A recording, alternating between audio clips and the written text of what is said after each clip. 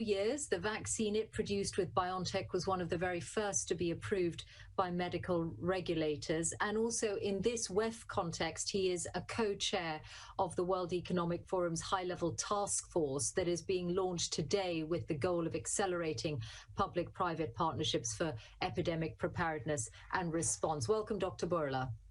Thank you very much for having me. And also Richard Hatcher, Chief Executive Officer of CEPI, which also works on epidemic preparedness. It was launched 4 years ago at Davos in the light of Ebola, MERS, and SARS, with the task of helping to develop vaccines for future epidemics and making them accessible. And just last year at Davos, it made its first COVID vaccine-specific investments.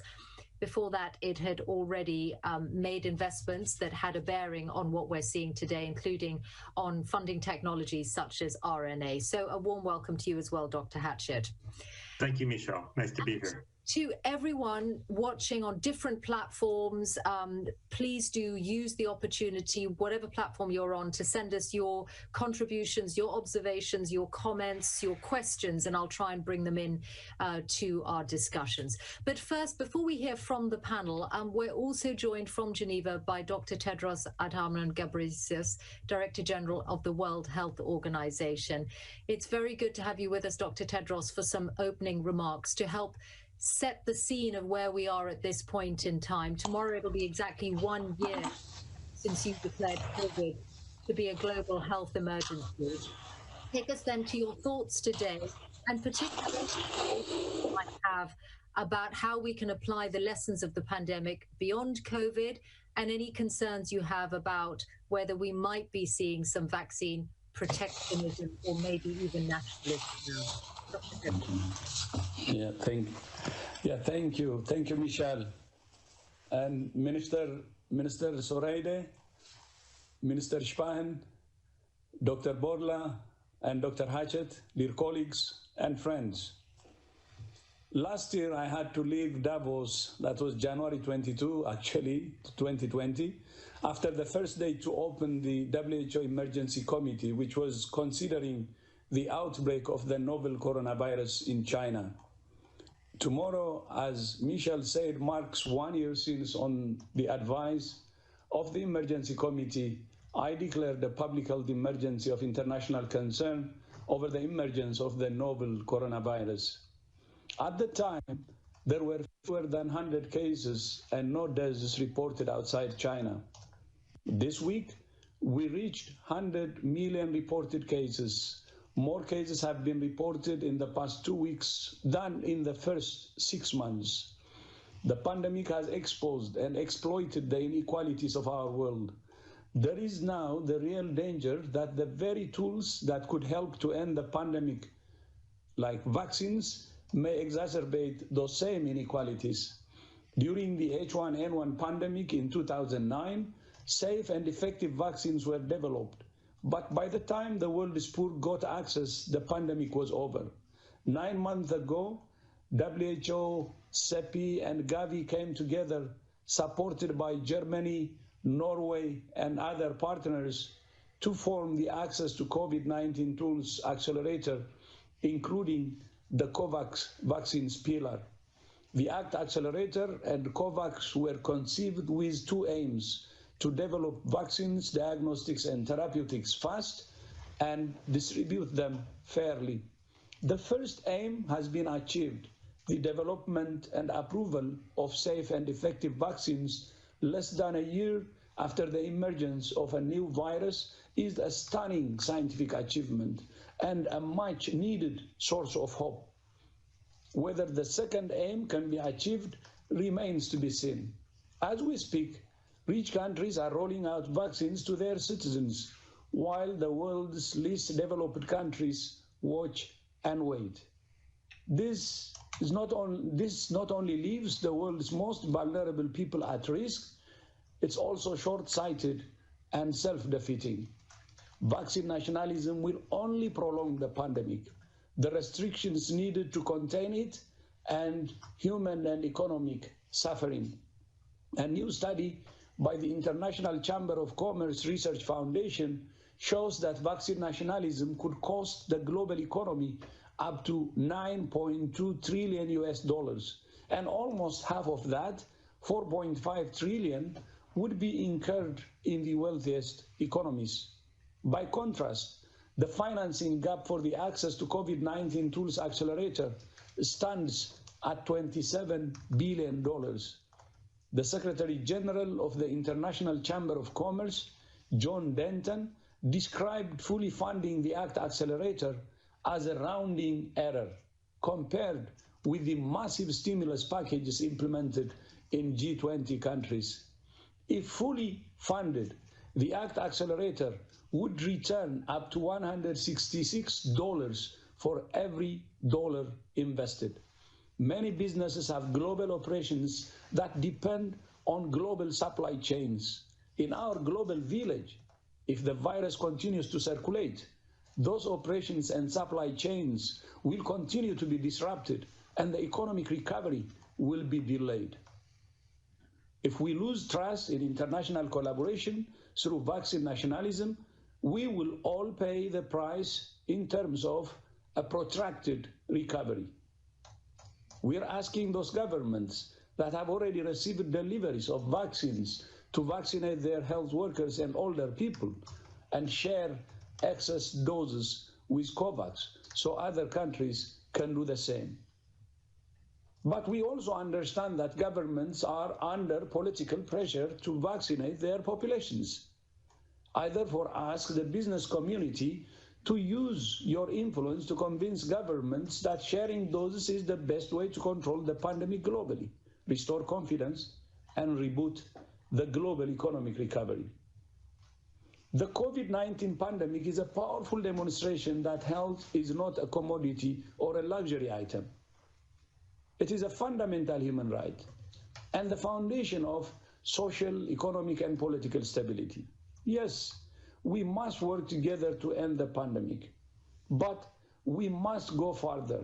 There can be no going back to things as they were. Together, we must invest in a healthier and safer world. And a healthier and safer world is also a more productive and prosperous world. This is not an endeavor for governments alone. The public and private sectors must work together. We have good examples from the past year.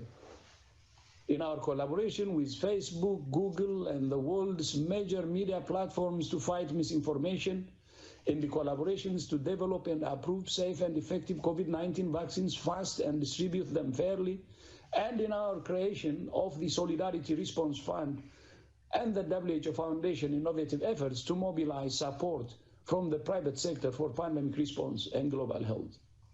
My colleagues, we face a huge challenge in the coming weeks. We must ensure that vaccination of health workers and older people is underway in all countries within the first 100 days of this year. We've just 71 days left. Time is short. Every moment counts. I thank you. And thank you, Michel, and thank you also all panel members. I have another urgent issue to attend. I wish I could be with you in the panel, and I hope you will permit me to leave so I can attend the other emergency. And I hope you will understand. But my heart will be with you. Thank you. Dr. Tedros, thank you very much for taking the time to give us those thoughts. And let me turn first to Minister Eriksen Søreide, because Norway is at the very forefront of the call to support the ACT Accelerator and COVAX. But as Dr. Tedros said, there is the significant funding gap, $27 billion. I mean, he made it clear just how much is to be gained by filling that funding gap. It's not only the right thing to do, but there's an economic imperative. What are the prospects, however, of contributions coming forward to bridge that gap in the kind of time it would need to happen to make a difference to the pandemic response? Well, Michelle, I think it's a very good question. And as late as today, my Minister of Finance has hosted, together with the South African Minister of Finance, a meeting just to that point on closing the financing gap. I think there are also promising and positive signals from the US now that they want to engage fully in international vaccine work as well.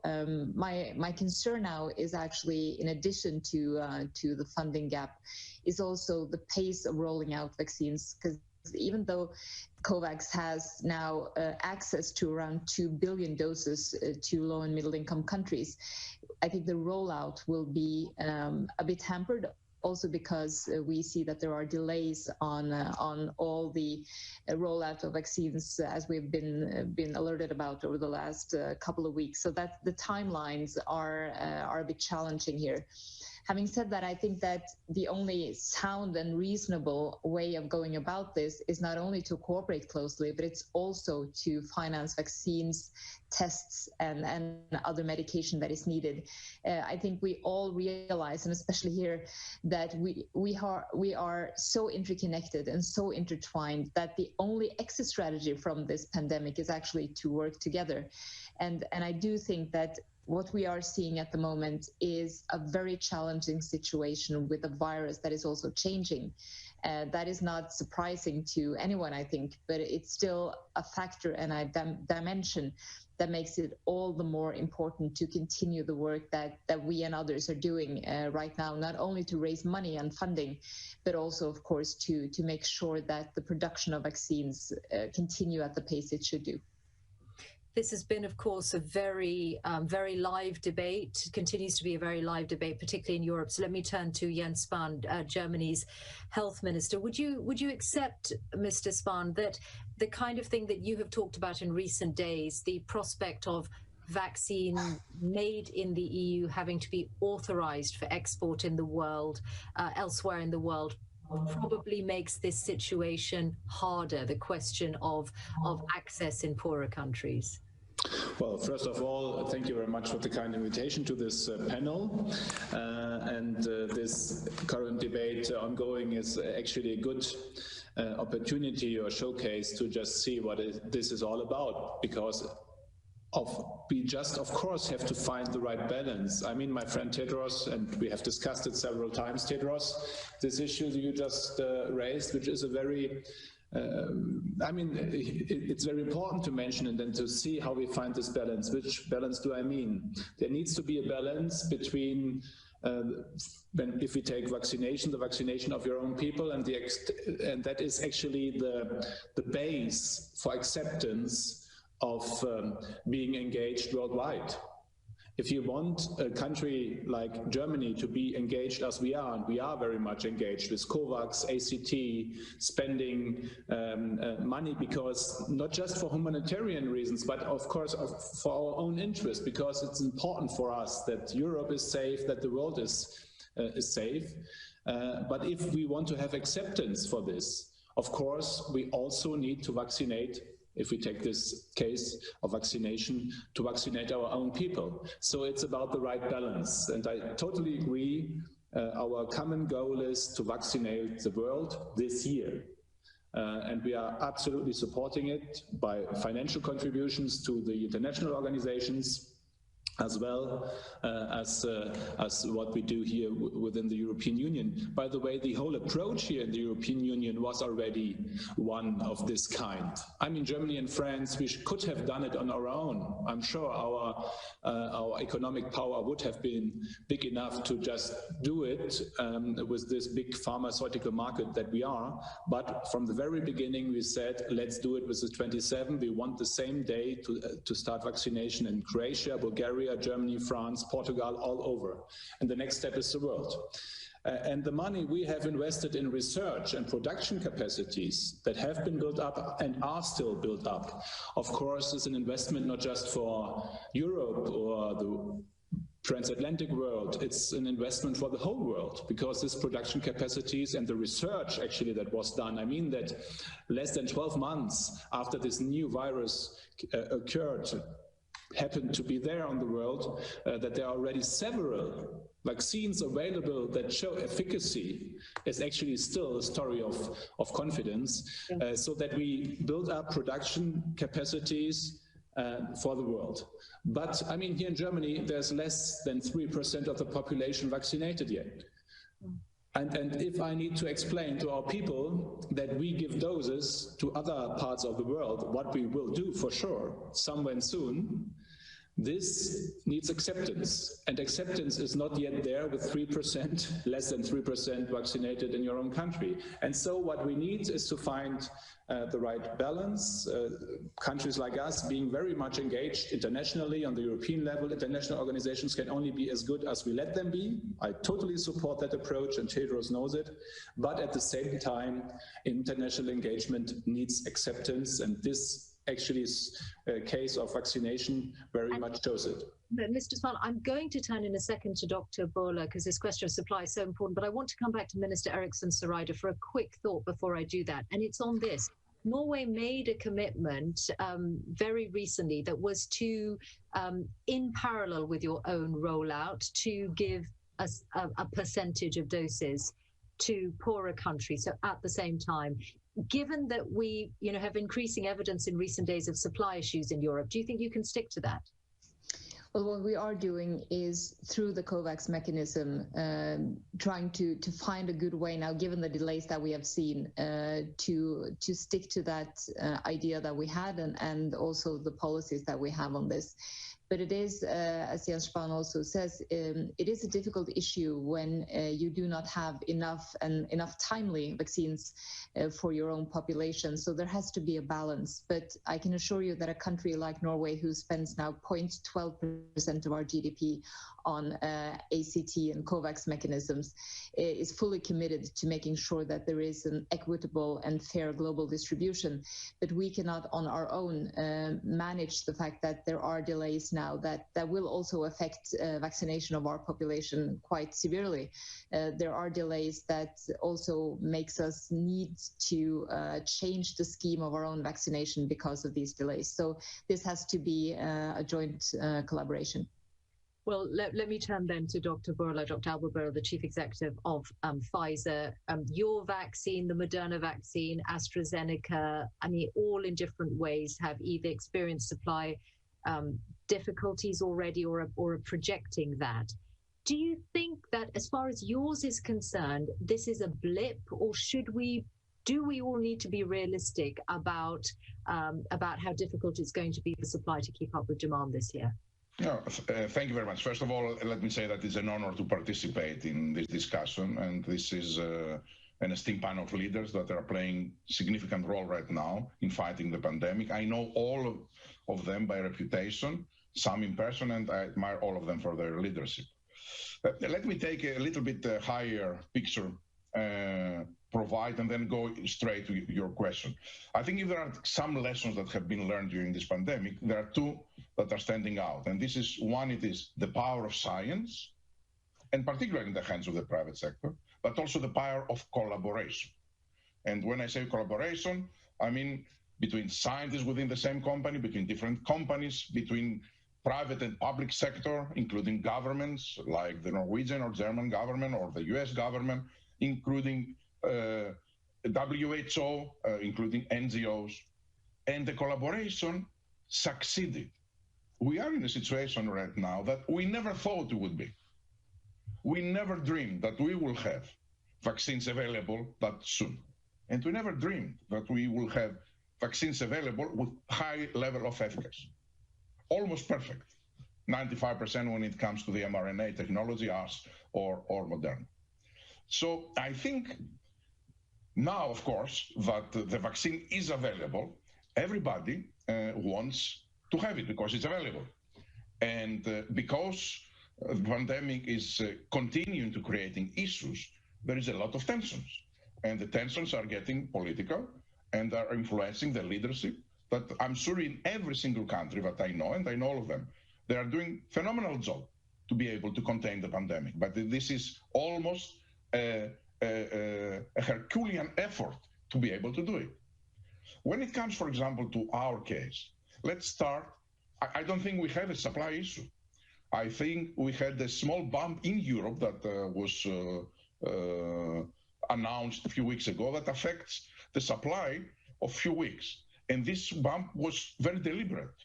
So it was an effort to improve dramatically our manufacturing capacity so that we can deliver to Europe and to the world many more doses. Globally, already we announced that we are increasing our capacity from 1.3 billion doses in the first year to more than 2 billion doses. And the results is that, for example, in Europe, the quantities that we had promised to the European countries in the beginning of December, we will catch up by March. And we will provide much more, many more, because we signed additional agreements in the second quarter. So right now, without wanting to say that everything will go exceptionally well, because this is a very complicated manufacturing process, it's not like making a telephone. This involves biological factors. So we hope that we will continue having the success rates, every batch is going under quality controls and is released. But I am very optimistic that pretty soon we will be, first of all, that we will, absent a significant event in our manufacturing lines, we will be able to provide the doses that we have promised to the world. As we are making contracts, we are very careful when we make contracts and we provide some projections to the governments that we will be, or to Gavi, or to COVAX, that we will be able to meet those commitments. We are working very collaboratively right now with regulators to increase our plans. And by the second quarter, towards the end of second quarter, I think the world will have enough, at least from our vaccine, not to worry about supplying those that we have already promised to provide vaccine.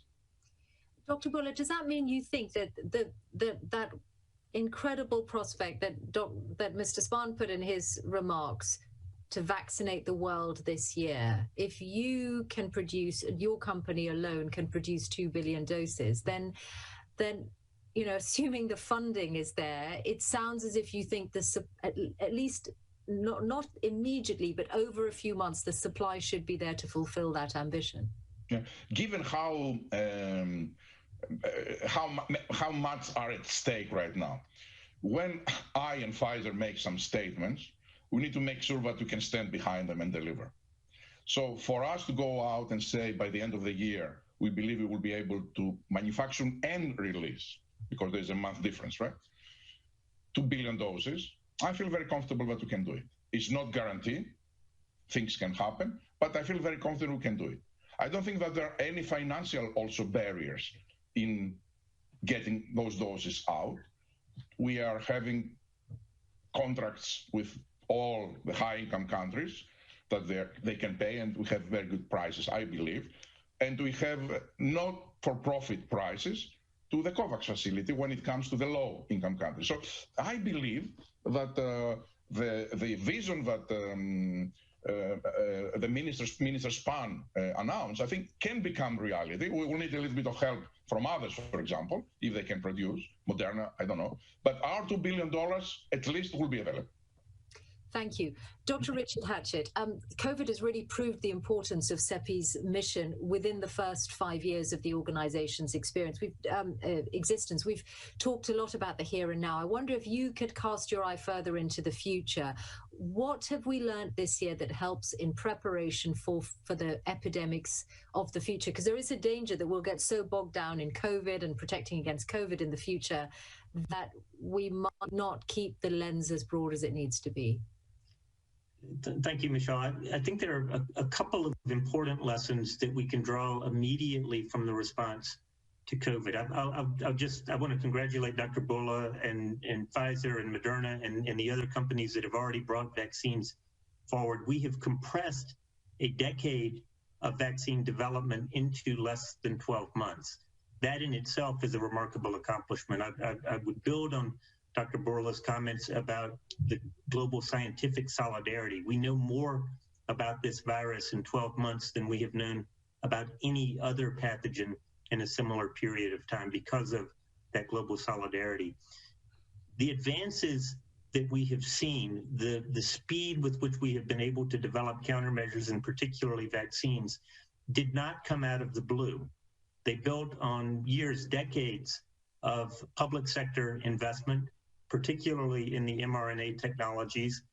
Because of their ability to respond rapidly, they have been envisioned for a decade as potentially a first-line defense against new viruses. We also benefited from significant investment in developing vaccines against other coronaviruses, or in initiating development of vaccines against other coronaviruses, such as MERS.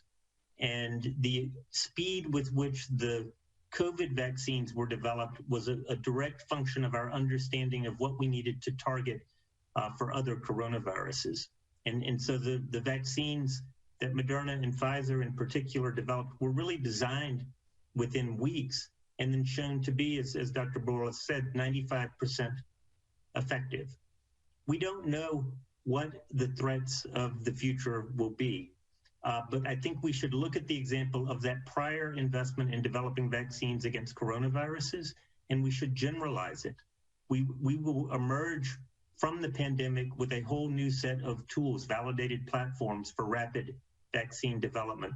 If we can expand our investment and cover other classes of virus that present threats to humanity, hopefully we can be as prepared for different threats as we were for the coronavirus that we face now. The last thing that I would offer, I think, is I believe it was 314 days from the release of the sequences until Pfizer submitted their dossier for regulatory review and approval. 314 days. There were almost 70 million confirmed cases of COVID-19 when that submission occurred. We need to radically shorten those timelines. And to do that, I believe we will need global effort, global coordination, close coupling of vaccine development with clinical trial networks, with manufacturing networks, and with regulatory partners.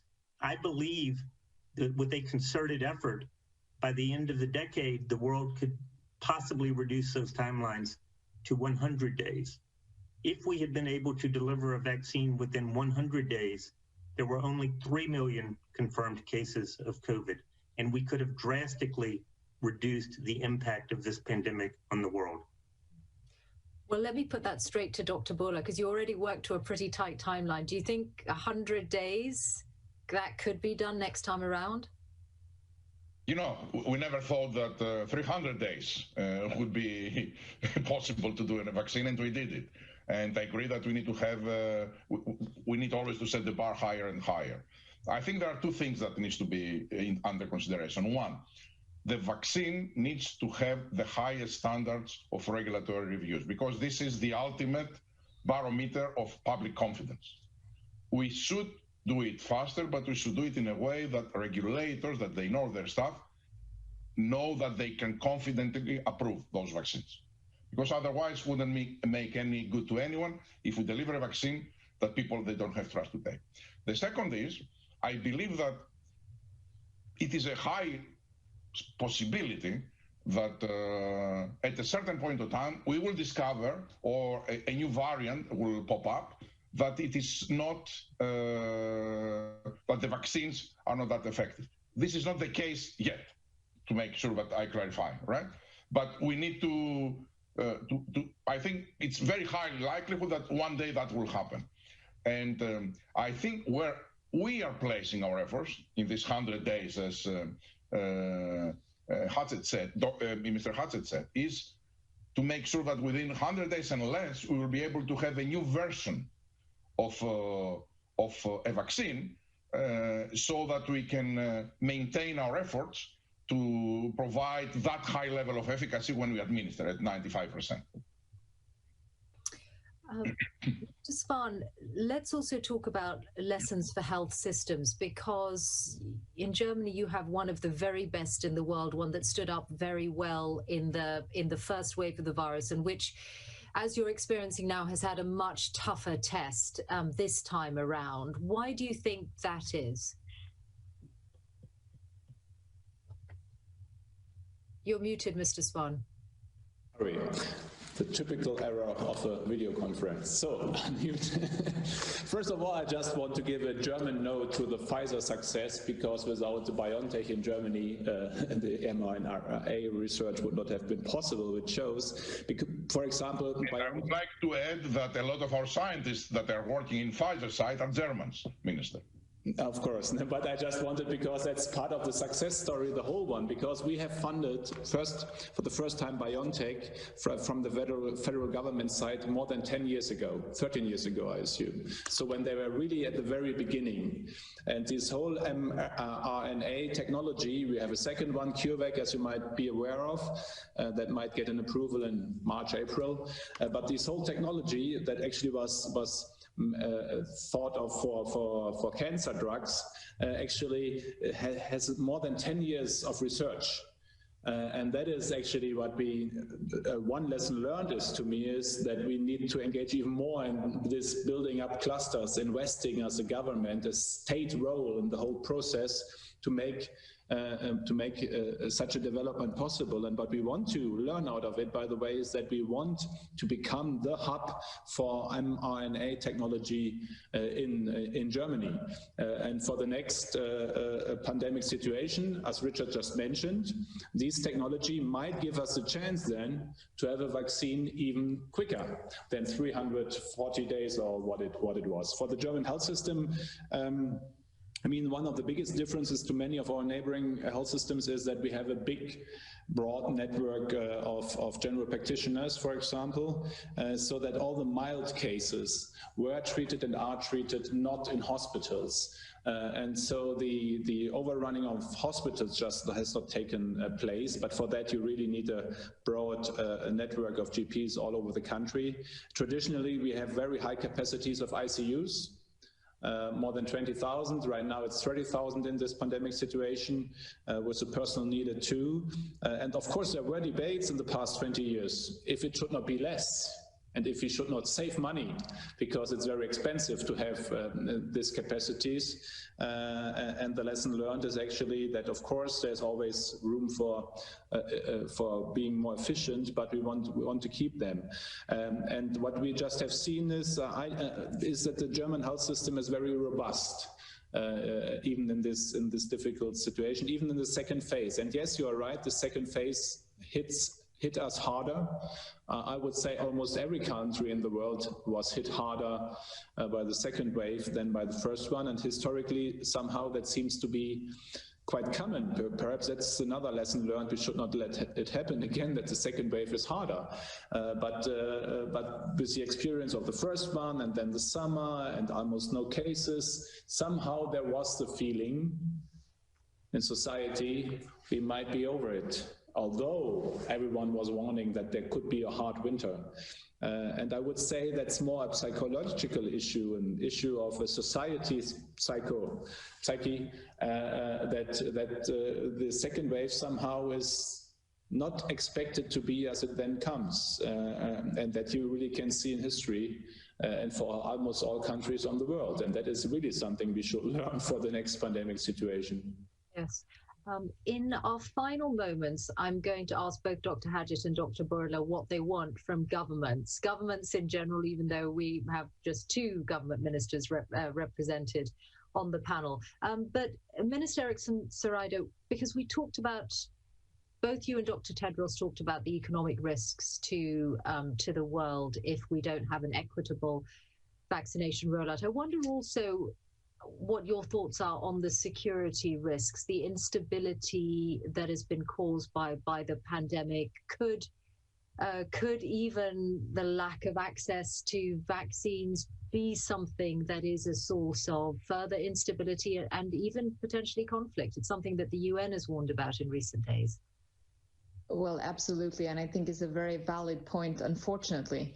We're, of course, looking here at what is a health crisis, but also a social crisis, an economic crisis, a human rights crisis. And I'm also very concerned that not immediately, but over time, we can also see security crisis. And we already see that some of the peace processes are getting more difficult to undertake because of the lack of contact, for instance. But we also see, and that is one of the biggest concerns I have, and that is also why this is something that we have to deal with long term, long after vaccination is also in place, is the fact that many of the conflicts that we already see around the world can harden. And the reason is, of course, also the fact that when socioeconomic crisis hit, and I mean, we're all affected by this globally, but we're affected very differently. And that also means that when we see the consequences of this in the long term, the potential for a security crisis is absolutely present. And I cannot underline enough how this pandemic and the consequences of this pandemic, if it's not dealt with, can also lead to a fight for resources. It could lead to intensified fighting in already exacerbated conflicts. And there is a reason why the Security Council now has this very much on its agenda. And I'm happy then to be a part of the Security Council now as an elected member. This is something that we are going to deal with in the Council in the time to come, because we have to be mindful of the risks that lies within not only the health part of this, but also the socioeconomic and the human rights part of this. I'm quite concerned, to be honest, and especially if there are not in place good coping mechanisms. There is a lack of economic recovery in many regions and parts of the world. And you could then very easily see many of the conflicts and challenges that we already have being further exacerbated by this virus. And for all we know, we haven't seen the end of it yet. Where in the world are you most concerned about on that front? Well, there is a potential, I'm afraid, many places. But what we have seen is, of course, that many fragile states, many of them already very fragile in Africa, is, of course, some of those who may be most prone to intensified conflict, or the fact that challenges that are there today, be they humanitarian or political, can be exacerbated by this crisis. And that is why I'm very concerned about already fragile states, and they can be in many regions, but I'm also concerned about how this will play out in African countries. Okay, so Richard Hatchett, give us a couple of things that you would really ask from government. If we're going to try and learn the best lessons possible from public-private partnerships that have worked on COVID, what would you say are the things that are most needed from governments to help make that happen? Well, two things. I think we must get out of the current crisis, and I will talk about that in just a moment, and we must be prepared for future recurrences. As long as the virus is circulating anywhere, and the more it is circulating, the more and faster it will mutate. In the last 24 hours, we have had readouts from two vaccine candidates, from Johnson & Johnson and from Novavax, that are very effective against the previously circulating strains of virus, but less than 60% effective against the South African variant. Our only hope of getting ahead of the virus is controlling its circulation globally, and our only hope of doing that is if the diagnostics, therapeutics, and vaccines we have developed are shared globally as a matter of the greatest urgency.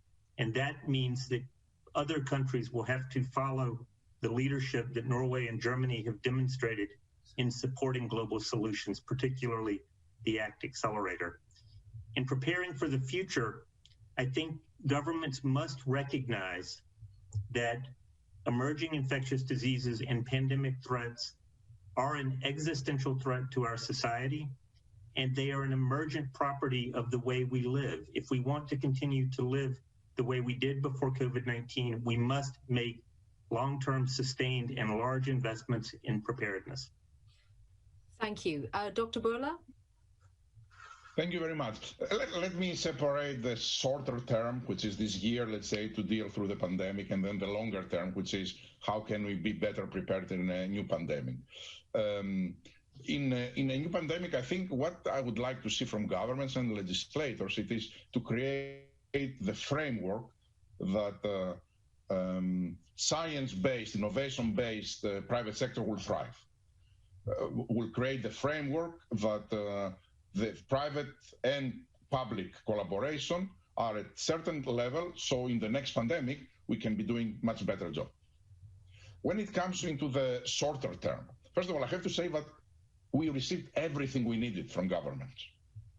I have personally spoken to multiple leaders around the world. They are all they are doing excellent job to try to control the disease. The results might not be the ones that some people dream to have, but the situation is much, much more challenging than one could expect to see better results. What I would like to see from them is to maintain their patience and calmness. The things that concern me the most are the things that the Minister Eriksson Soreide just mentioned, that this crisis will create tensions, and as a result, the voices are getting louder, and as a result, decisions that are not sound might be forced upon politicians. And that's what I want from the governments to do. Okay. I'll give you an example. There are a lot of discussions, shall Europe ban the export? I don't say that this is what they are doing. They're not doing it. It's very clear to me. But I think there are some voices that they are asking for something like that. I'm afraid that that could become a lose-lose situation rather than a win for Europe's situation. The supply chains are very, very complicated. We are importing in Europe for multiple other countries to be able to do vaccines for all. If a war starts that one will try to ban either the final product or the supplies from free trade, I think that could create a situation that it is not good for anyone. Yeah.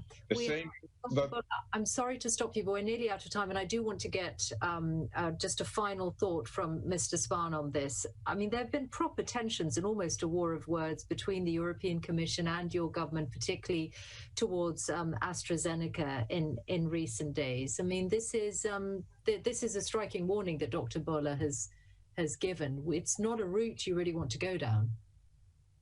Well, in general, one thing is important for the public debate as well and for emotions. Our common enemy is the virus, not the pharmaceutical industry or not we, each other on the world or whoever. The enemy is the virus.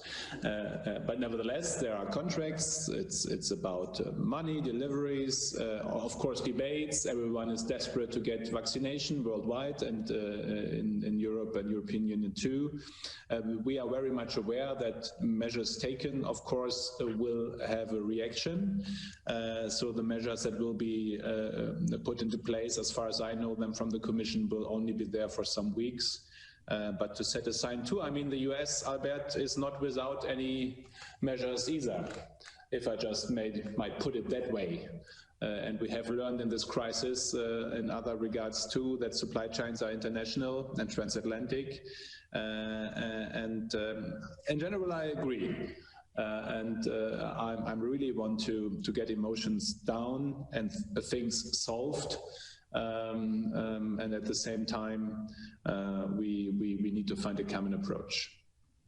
And if I just might add one thing, what I really find important for future pandemic situations is the strengthening of the WHO. That was not an issue today here, but that's a very important issue to Germany. I'm very glad that the US will stay in, but we really need to finance it better. Member states, I mean, the WHO can't actually fulfill the ambitious mandate if it is not with the financial resources needed for this. And that is up to member states to make that sure. And that is a debate we definitely need, but that is perhaps one for next time. Yes, and I just want to come back to Dr. Bourla because I mentioned when I introduced you about the New World Economic Forum task force, which you are co-chairing. You know, there are lots of mechanisms which have really come to the fore in this time, and in this time of emergency, CEPI being one of them. But what do you hope to achieve through that task force? How does it play a role in a time like this? I think a better collaboration, a framework for much better private public sector collaborations, measures that will take WHO to really the role that need to play. And I'm also very happy that the US has decided to rejoin WHO. Things that could advance the preparedness of this society to manage better this pandemic, future pandemics. Okay, well, thank you all very much. And I should mention, in terms of future pandemics, Richard Hatchett, CEPI, there's a new round of funding for CEPI. I mean, it's extraordinary what you have managed to achieve in the first 5 years. Just a brief thought on what you would do next. think if over the next year, we'll be rolling out our plans for the next 5 years. They certainly include trying to move us forward towards that 100-day goal that I mentioned. That's a moonshot, but we believe with collective global effort, we can make significant advances on what we accomplished in the response to COVID-19. We are also looking, coronaviruses are a very important threat. We have experienced a severe pandemic with the coronavirus that has a mortality rate of less than 1%, but we know that SARS has a mortality rate of 10%, MERS of 35%. There could be future coronaviruses that are more threatening than the one we face currently. We believe the world needs to develop broadly protective vaccines against a broad range of coronaviruses, not just COVID-19, and we will make major investments focused against that. And finally, we believe that we also need to expand the range of protection against other viruses. And I mentioned the strategy that we successfully used to accelerate development of vaccines against COVID. We'd like to expand that approach to cover the gamut of viral families that we know present threats to the world. Well, thank you for that. It's a sobering way to end, but with all the joy that the vaccines have brought, it's important to put all of this in context and to think about what we might need to be prepared for in the future. So thank you all very much. Richard Hatchett, Dr. Albert Bourla, Norwegian Foreign Minister Ine Eriksen Søreide, and Germany's Health Minister Jens Spahn. Thank you all very much, and thanks to the World Economic Forum team for bringing us together. Thank you.